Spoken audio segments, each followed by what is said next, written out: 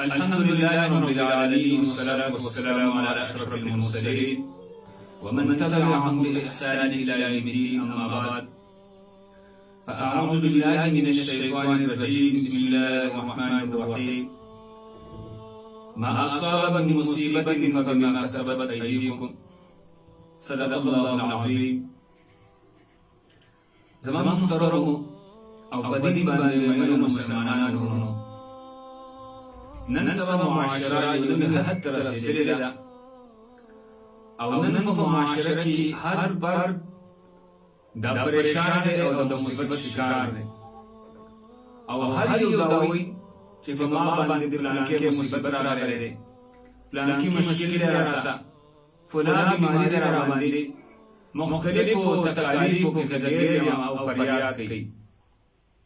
لیکن محترمانو دا خبره یاد ساتئ چې په دنیا کې یو انسان باندې کله تکلیف راځي، یو مشکل کې انسان هیریږي، نو دا د دې وجه نه انسان باندې دا مصیبت او دا تکلیف راځي. دا الله باندې امتحان کې اخلي. یو دا ما اصاب من مصیبت فبما کسبت ایدیکم، څه تکلیف انسان ته راځي، څه مشکل کې انسان فساوي، دا د انسان خپل عمل دی، د خپل لاس وکړه عمل دی. دویم د کله په چا باندې مصیبت راځي، نو دی وجه الله جل شانه په دې باندې د مصیبت راولي چې د دین الله ګناه ورچي، بیماری کې اخته کی بدله بیماری د وجه الله جل شانه د دې انسان ګناهونه ختم کی. نو د دې وجه الله جل شانه د انسان باندې مصیبت او تکلیف راولي. دریم د دې وجه الله جل شانه بد انسان باندې مصیبت او تکلیف راولي چې د خپل بنده الله جل شانه د مرتبه ته رسول وړي، او کله دا بنده د مرتبه ته رسیږي نو الله جل شانه د باندې امتحانات راولي، د باندې تکالیف قسم مصیبتونه به باندې راځي، او به باندې مشکلات او د غمونو سره د مخامختیا راځي.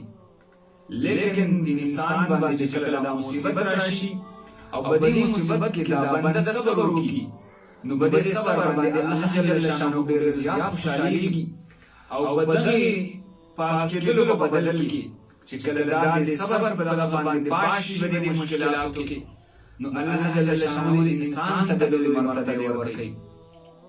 نو چې کله انسان باندې داسې تکالیف راځي، د درو وجو نه په انسان باندې د تکلیف راځي.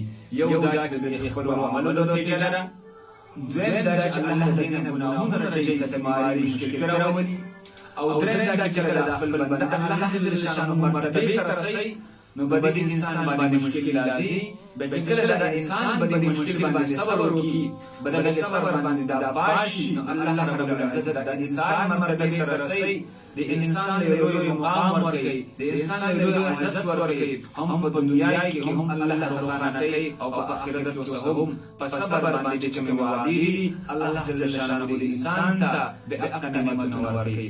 نو رب ذوالجلال دې مونږ همیش د پاره د مصیبتونو نه وساتي، او چې مصیبتونه هم نو په دې دوران کې به د الله غوښتنه وي، آه بکاوي الله ته وجړه او فریاد چې الله ستاره تر مصیبت وو وسی الله ستاره فلاس کې ده د زمانه د مصیبت د پکې، او الله رب العزت بدل مصیبتونو بدل کې د دنیا او خسته د آخرت الله د خسته کې. نو انسان باندې مصیبتونه راځي، لیکن د مصیبتونو د وجو راځي. الله جل شانه دې موږ د مصیبتونو نه بچي، او رب الجلال دې موږ تاسو په خبرو باندې عمل کولو توفیق راکړي.